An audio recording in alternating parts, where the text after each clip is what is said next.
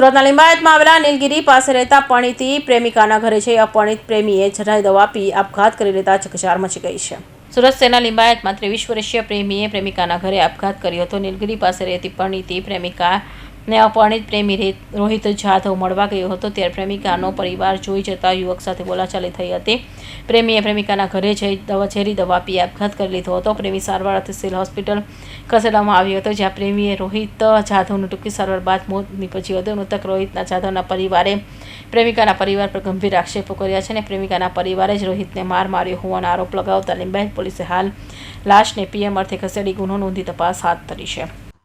ગઈકાલે મોડી રાતના લિંબાયતમાં એક બનાવ બન્યો હતો। આ બનાવમાં હકીકત એવી છે કે એક છોકરો રોહિત જાદવ કરીને છે, એને જે પોતે પાંડેસરા રહે છે, પરંતુ લિંબાયતમાં એને જેની સાથે પ્રેમ સંબંધ હતો અથવા એને પોતાને પ્રેમ હતો એના તરફ, એ છોકરીના ઘરે જઈ અને એને આવી રીતના ઝેર પી લીધું હતું અને એના કારણે એનું મૃત્યુ થયું હતું। આ આત્મહત્યાના બનાવમાં પોલીસે જે બોડી છે એને પોસ્ટમોર્ટમ માટે મોકલી દીધેલ છે અને આગળની કાર્યવાહી ચાલુ છે।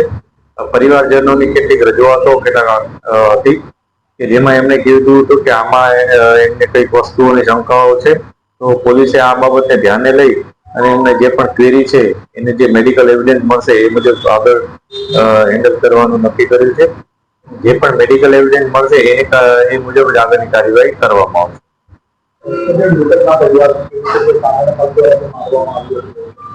જે મૃતકના પરિવારે જે આક્ષેપો કર્યા છે મારવાના, એ માટે જે ડેડ બોડી છે એનું ઇન્ક્વેસ્ટ તો કરાઈ ગયું છે, પરંતુ પીએમ થયા બાદ જ નક્કી કરી શકાશે કે આમાં હકીકત શું હતી।